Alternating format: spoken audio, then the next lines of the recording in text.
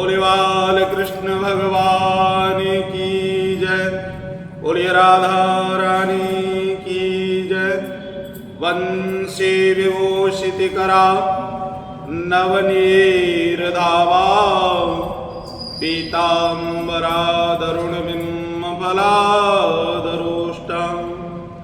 पूर्णेन्दु सुंदर मुखादर विंद नेत्रा कृष्णात् परं किमपि तत्त्वं न जाने।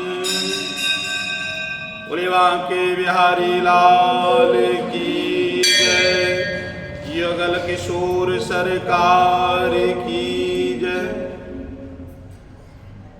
फागुन विजया एकादशी। धर्मराज युधिष्ठिर ने भगवान गोविंद से पूछा कि परमात्मा, फागुन मास की एकादशी का क्या नाम है, इसका क्या माहात्म्य है और इसके क्या पुण्य के फल की प्राप्ति है और क्या इसकी कथा है, पूरा वृतांत समझाइए।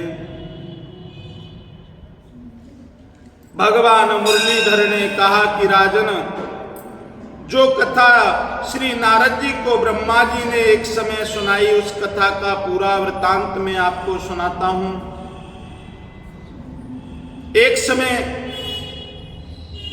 ब्रह्मा जी ने नारद जी से कहा कि नारद, त्रेता युग में भगवान रामचंद्र लंकापुरी पर विजय प्राप्त करने हेतु समुद्र के किनारे खड़े होकर रास्ता मांग रहे हैं।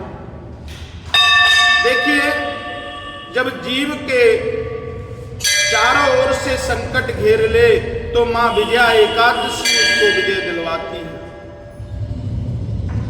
अब भगवान रामचंद्र समुद्र के सामने खड़े होकर हाथ जोड़कर विनय कर रहे हैं कि हे समुद्र देव, मैं दशरथ नंदन राम अपनी सेना के साथ रावण की नगरी लंका पर चढ़ाई करने के लिए आया हूं।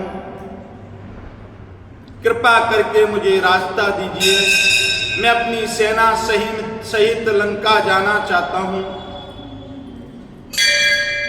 लेकिन अभिमानी समुद्र ने भगवान रामचंद्र को रास्ता नहीं दिया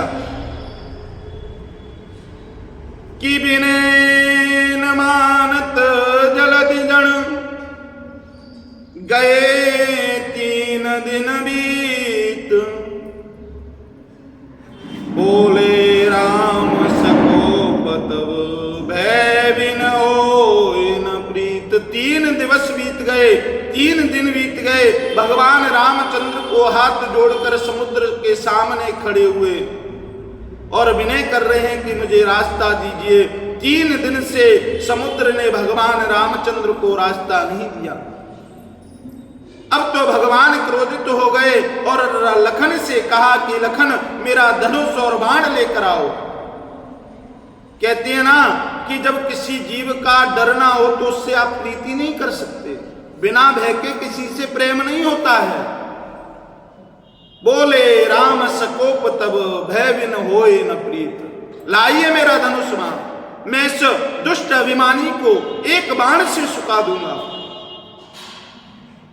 जब ऐसे शब्द लखन से बोले रामचंद्र भगवान ने, तो लखन ने हाथ जोड़कर कहा कि हे भाई, हे भ्राता श्री, आप प्रेम और स्नेह के अगाध सागर हो, आपको ये शोभा नहीं देगा।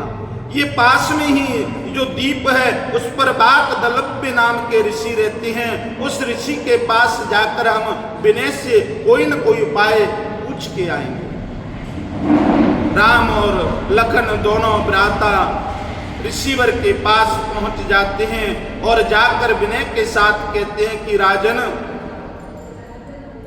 मैं दशरथ का पुत्र राम अपनी सेना के साथ लंकापुरी पर चढ़ाई करने जा रहा हूं। समुद्र मेरे को रास्ता नहीं देता ऋषिवर, मुझे कोई ऐसा उपाय बतलाइए जिससे रास्ते से सुगमता हो जाए। बाकदलभ ऋषि ने कहा कि हे राजन, आप विजया एकादशी का व्रत रहिए और भगवान पुंडरीकाक्ष को इस व्रत का फल अर्पण कर दीजिए। आपके सारे संकटों को हरण करके मां विजया एकादशी आपको विजय दिलवाएगी। तो रामचंद्र भगवान ने कहा कि हे ऋषि महाराज, आप इसका विधि विधान बतलाइए।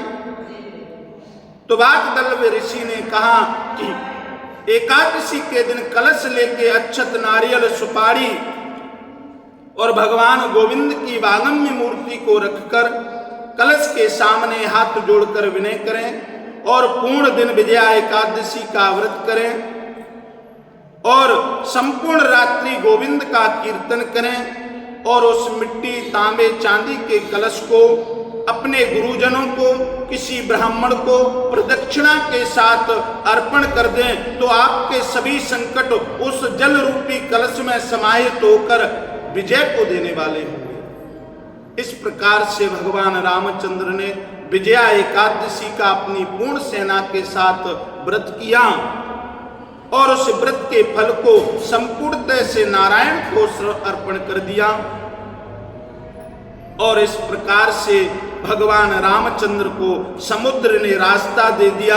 अब तो सेतु बन गया और सेतु से राम भगवान की सेना लंकापुरी पहुंच गई। भगवान रामचंद्र ने रावण का वध कर दिया, मां सीता को अपने साथ लेकर विजय को प्राप्त किया। जब प्रभु को विजय दिला सकती विजया एकादशी, आप और हमारे संकट तो तुच्छ से हैं, इन संकटों को तो क्षण भर में नष्ट कर देगी। इसलिए सभी साधकों से विजया एकादशी व्रत रहने की अनुमति करते हैं और संपूर्ण रात्रि जागरण करते हुए मां विजया एकादशी का फल नारायण को अर्पण कर दें। इससे तुम्हारे सभी संकट, कष्ट और बाधाएं मिट जाएंगी और अंत में विजय प्राप्त करके जीव वैकुंठ को चला जाता है। बोलिए बाल कृष्ण भगवान की